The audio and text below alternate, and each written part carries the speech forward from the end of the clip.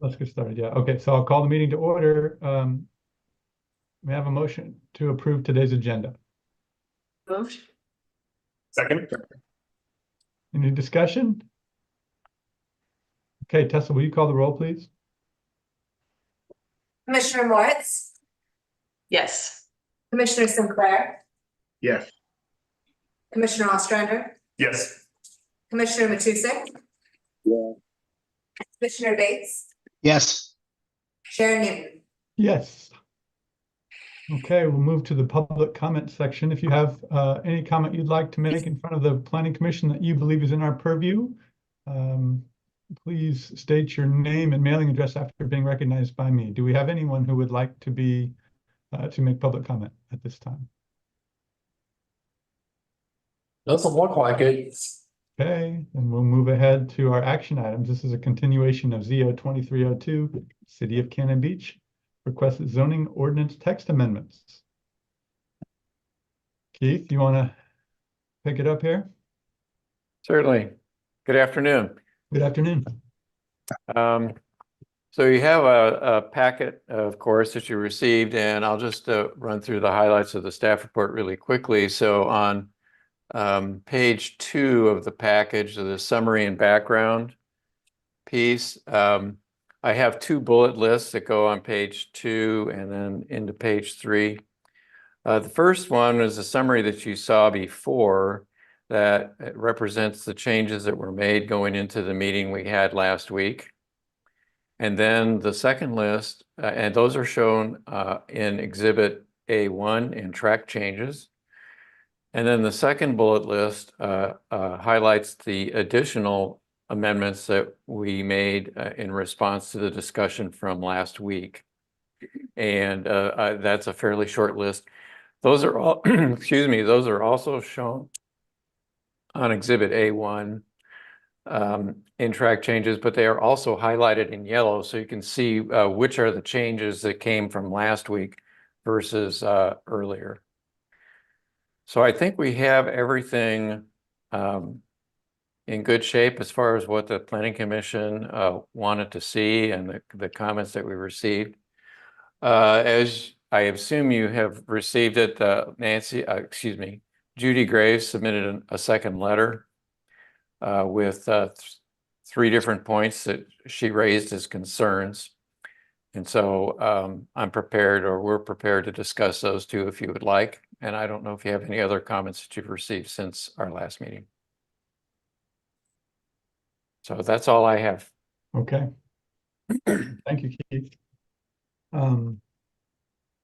Any comments from commissioners having looked at what has been changed? Is this in line with what your expectation was for the changes? This is for me.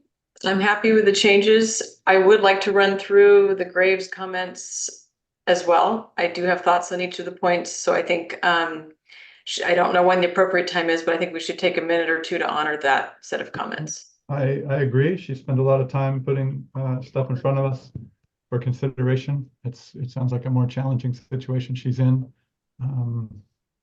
Ultimately, we may decide we want our counsel in front of us, or legal counsel, which would be in front of city council. But I do think at least acknowledging that we've seen this, understand there's some unique situations that ultimately the city council probably is going to need to decide. But Keith, why don't, unless there's anyone else who had something else they'd like to bring up now, I second Mickey's suggestion that we hear from you relative to your thoughts on the Graves letters. Yeah, Clay, I completely agree. I mostly would like to see us discuss what Ms. Graves is trying to tell us, because I'm frankly a little confused. There was one more letter from a Mr. Snyder that I thought we might want to touch on as well. Because as I understand what he is saying, he's basically saying that once a property is developed and we now want to call it wet buffer, it should no longer be a buffer, which I know is something we discussed at length, and I thought we should just respond verbally to that. Could we begin maybe with that point, because it does pick up the conversation that began last time? that'd be great for me. So reading both Mr. Snyder and Ms. Graves' comments about buffer, I do think we need to again go through the thought process for the buffer. So the buffer area is important biologically. My concern is that if we start chopping out pieces of that buffer, it is no longer protected in the event that there is redevelopment of the area. So I think it's perhaps easy to lose sight of the fact that existing uses are grandfathered in. So what is there, remains there, can be maintained there in its same use. So we are not saying that just because you are within a buffer zone, suddenly you can't continue to have the use that you have. So I think that that's one clarification I would want to put up front. As we discussed last time, I really have a concern around chopping out pieces of buffer just because it's been developed, because that does mean the protection is gone from that area in the event of future uses. It also makes no sense in terms of administration. If we have to do cookie cutter pieces out of the buffer for every use, it will be impossible to administer. Other cities don't do this. We are following suit with other cities, which is you define as a fixed buffer width, and whatever is within that area is within buffer. Now, yes, sometimes that's going to mean there's pre-existing development there, but it is still an ecologically important area because, again, of the function of the area around a wetland for collecting water as drainage, as part of the biological integrity of the wetland. It is also the surrounding area. So this area remains important, whether it's been developed or not, and remains an area where we need to pay more attention when development occurs there. So that is why I envision that we need to stay with our current definition of a fixed buffer width, regardless of what's perhaps already existing within that buffer.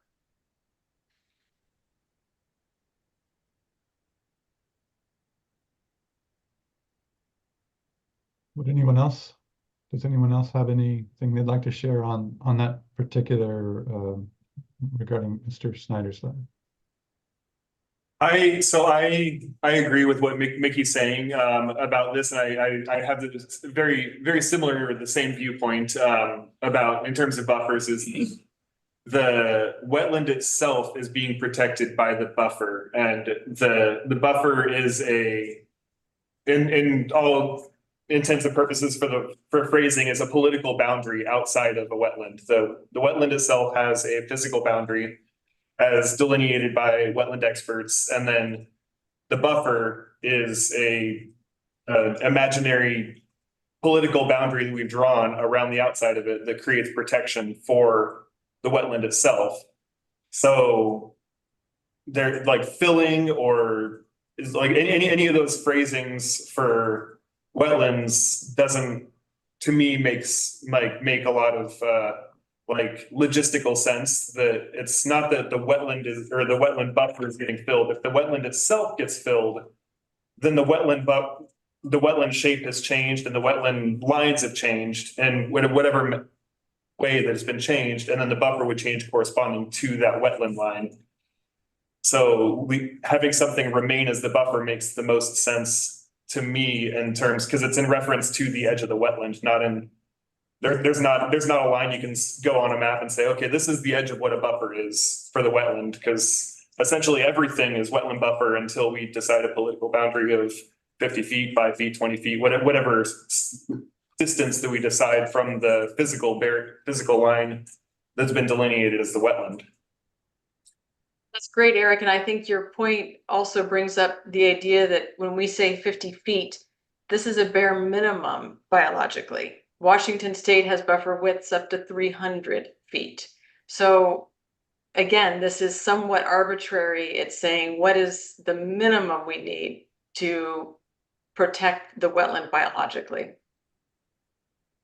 We Yeah. do, we do have Mirth Walker with us. She did raise her hand if anybody wishes to open up for public comment. Oh, How long has your hand been up? She just raised it. Okay. Any objection to opening public comment here from people?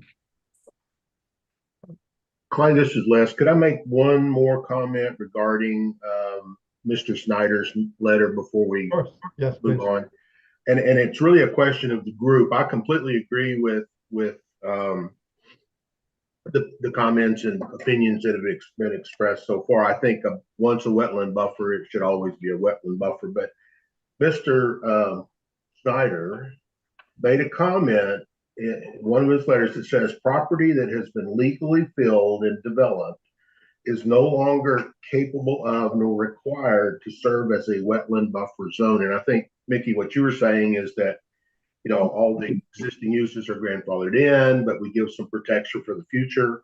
Is there any legal validity in the way he made that statement? I mean, is something been ruled that says developed wet buffer is no longer buffer? No.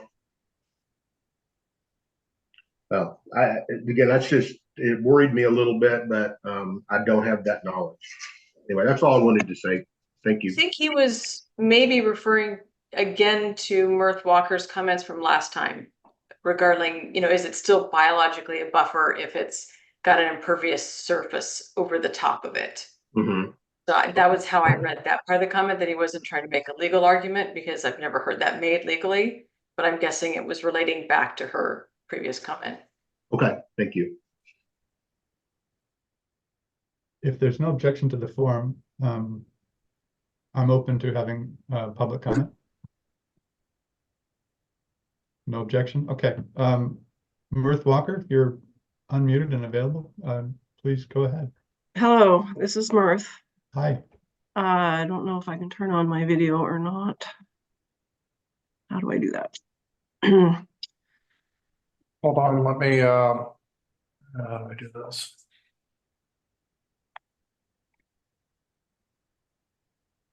I'm gonna make you a panelist. Be just a second.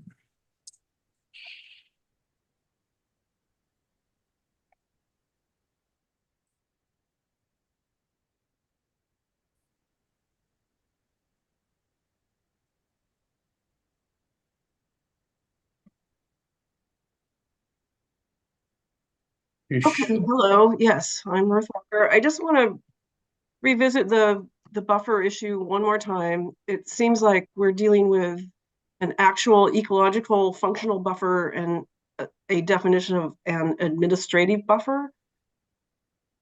And if that's how the city wants to go, that's fine, but it's going to cause issues when you're in the situation of buffer averaging, where you nibble away at a buffer, have it impacted, filled, developed, and then provide mitigation buffer elsewhere to average it out. So you're going to be changing that 50-foot zone, 50-foot buffer distance.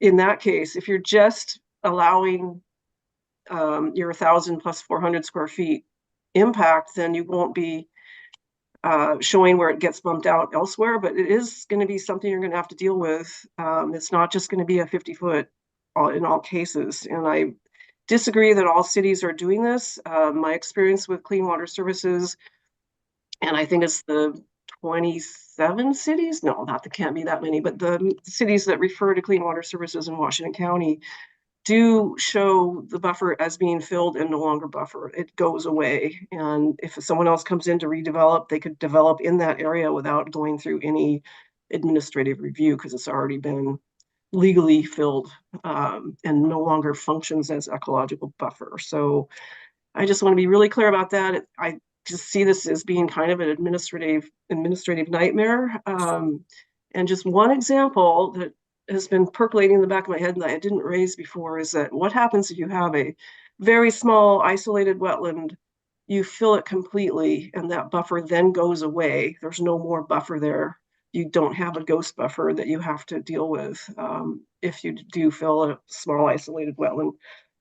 So just something to consider. I don't want to have the city deal with this and have difficulties down the line, because I do think the people that have raised issues about a buffer actually provides function rather than just a line on the map, have some merit. So that's it. Thank you. You, Thanks, Mirth. And I think that we need to really consider future use. So I absolutely don't agree that when someone's put a house somewhere, we should say that's no longer buffer. And I think that we can deal with the buffer averaging because we get a shape file from it. It's not like every pre-existing use is going to give us a shape file for their property and say, oh, look, there's a house sitting on the buffer here. So that means the city is the one who is left trying to map that, which that's the part of the nightmare that I'm imagining, and because they don't have a new shape file. And again, like I say, I think that because we are envisioning that many of these homes will be remodeled that are currently on buffer or in even near a wetland, even closer than simply buffer, we need to protect the ability for the city in the future to address those uses and minimize impacts through mitigation processes.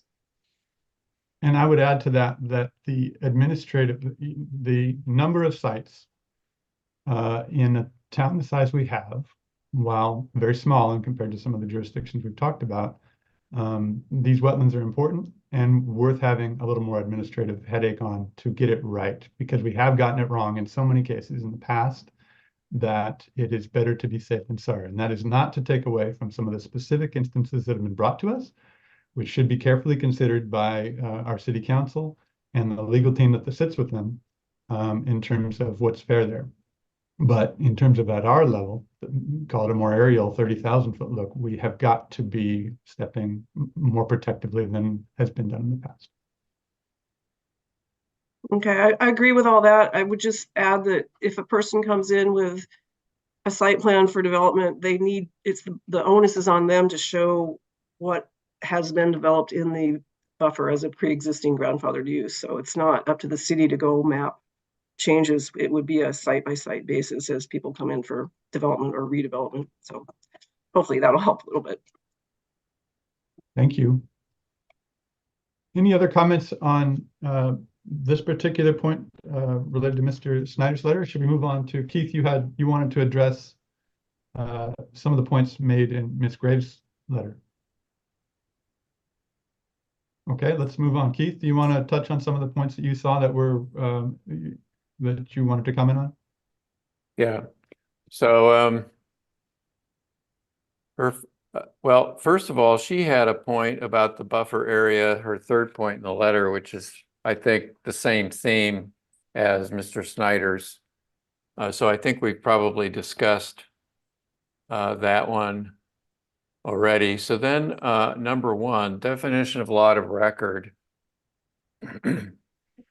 As I'm understanding what she's saying here is if you have, her example was 4 lots that are contiguous and in the same ownership in 1993, but one of the lots does not contain any buffer or wetland area, should that be part of the lot of record just because it's under the same ownership in 1993?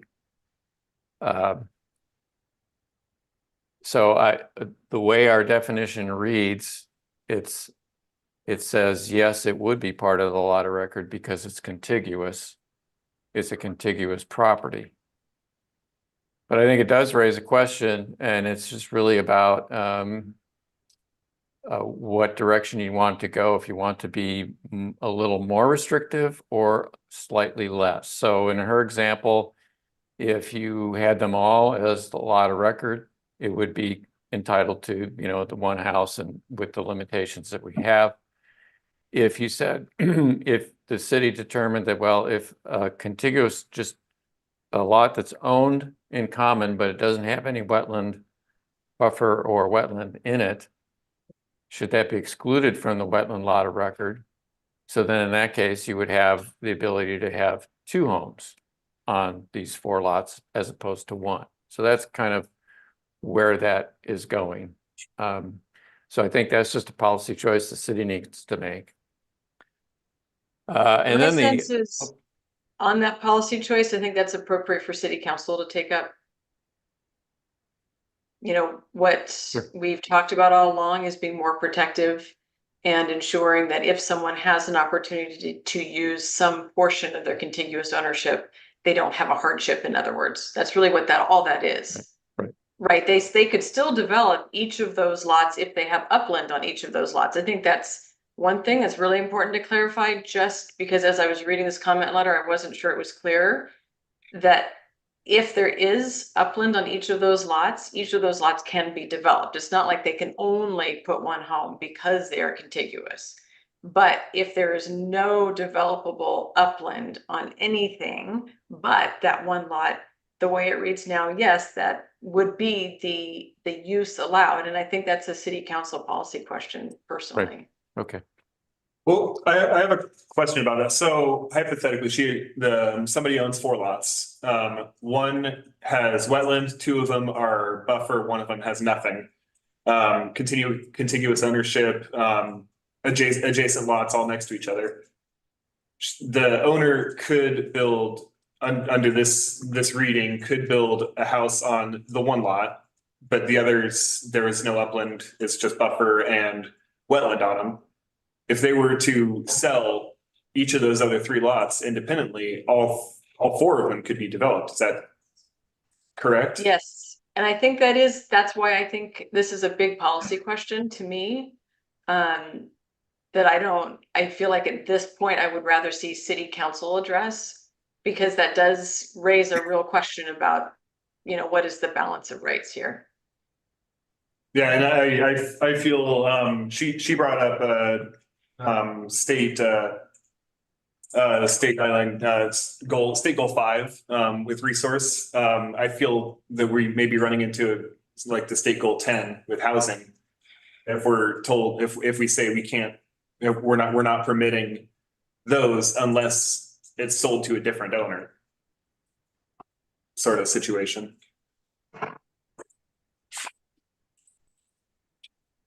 Yeah, I don't know if it's something for us to make the modifications to, or if it's something for council to discuss and come up with a route to go forward on that. Yeah, I think I second what Mickey said. The city council elected by the citizens with legal counsel in their presence can dive into these points that are made, and there's good points here. I don't know that I feel qualified to make those sorts of distinctions. Or that I'm in a position to make that sort of distinction with this. So my vote would be this is something for a city council to decide, and we can highlight it if we want in some way as, hey, this is something for you guys really to think about. But I don't feel like I would be prepared to say it's this path or that path relative to some of these issues that we're discussing today.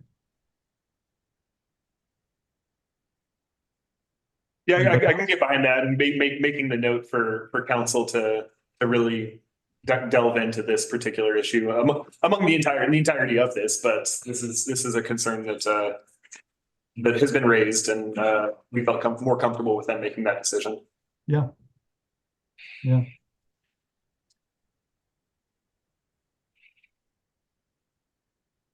Keith, was there one other point you wanted to address? Well, there was one other point in her letter, and that really related to mapping specifically about her property. So I guess that's really more of a question for Robert and the staff. I think these letters do a good job. I mean, yeah, we could, obviously city council looks at all the letters as we do, but these letters do very specifically highlight some challenges, and I'm not trying to be cavalier, but I'm not trying to be cavalier. Please pay careful attention to some of the testimony submitted orally and written. There's some challenging issues there that need to be considered carefully.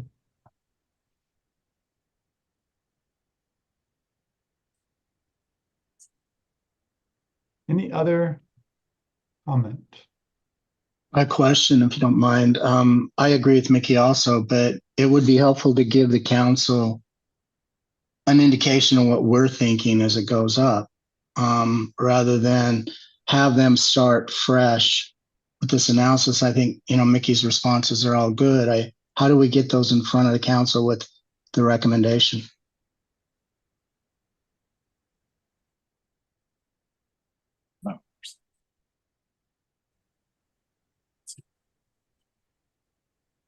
Or if you'd like me to make one, maybe Keith or Mickey could provide just a short roadmap on those 2 letters and the others. I'm just trying to picture, so you're thinking sort of like a brief memo maybe to city council? Yeah, just line up the issues for them just so they know that we've thought about them and how we came down and show them where our concerns are, you know? I mean, Yeah, I feel like I would be happy to outline our conversation today. I'm not sure that we have a roadmap per se going forward. It doesn't sound like we necessarily have a recommendation, but it's more just, these are the issues that we saw and acknowledged and hope that city council will spend time with. and give them both sides of the issue. You know, yours, Mickey, you know, concern about the wetland and carving out exceptions for developed property when we're going to have so many of our homes remodeled in the future. Also acknowledging that the concern is legitimate.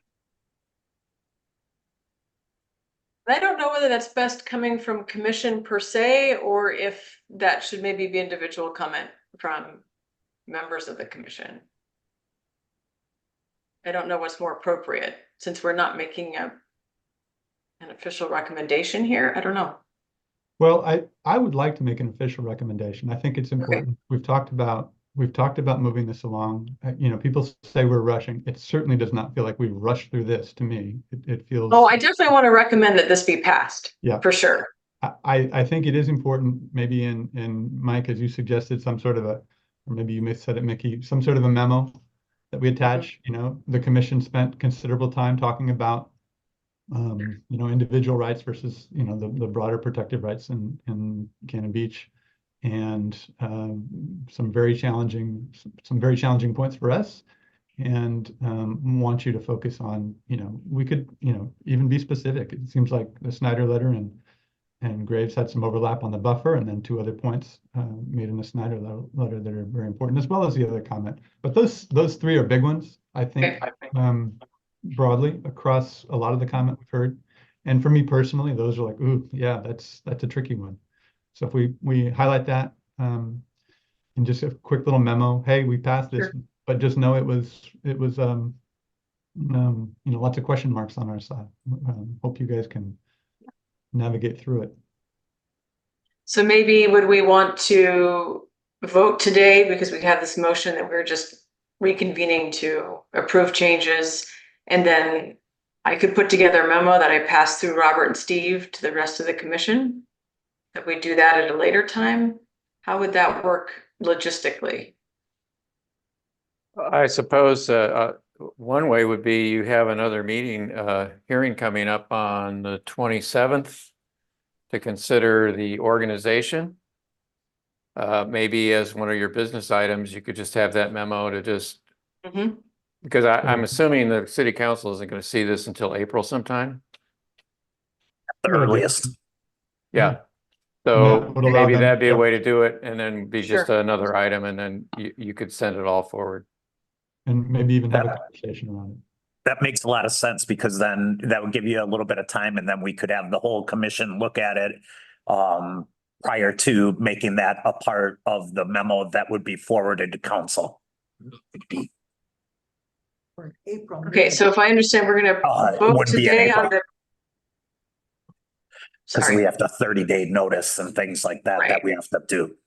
So the memo doesn't have to be part of the 30-day notice, because it's just a communication to council. So I think that we can vote today, and the memo can be a separate communication that we then confer, we all review, and we communicate later. But I would like you to have more time, so I would like to get this passed today so you can begin the 30-day notice. Yeah, and I'm sorry. Yeah, I think that's correct. We wouldn't need any 30-day notice for the memo. No. I think what we could do is make a recommendation today. The memo could be prepared. We're meeting in 2 weeks. Yes. In short order. And then we can start the notice before council and make sure that the memo gets incorporated into the packet that they receive during the time of the hearing that ends up before you, council. So I think that works well. I think that works really well. Good. Is there any further discussion on the zoning ordinance itself and the text as written? Would anyone like to put forward a motion at this time to? I move that we approve and I move that we recommend approval of this by the city council. Do I hear a second? Second. I think that Aaron, was that you a second? Oh, Eric, sorry, thank you. Your mic, you weren't hot mic'd. Okay, any further discussion? Makes any difference, Clay. Aaron, I missed your comment there. Could you say it again? Oh, I flippantly said I would third if that helps the conversation. That sounds like we got a motion. Tessa, will you call the roll, please? Commissioner Moritz, Yes. Commissioner Ostrander, Yes. Commissioner Matusik, Yes. Commissioner Bates, Yes. Commissioner Sinclair, You're muted. My answer is still yes. Chair Newton. Yes. Okay, the zoning ordinance text amendments are approved.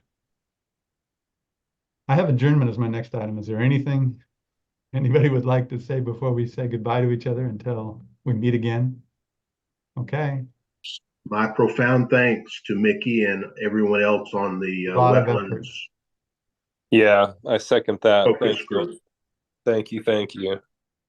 Well, I really appreciate everyone's really thoughtful consideration of this. And honestly, I appreciate the community input as well. yeah, good process. Thank you, everyone. Have a good rest of the day. We are adjourned.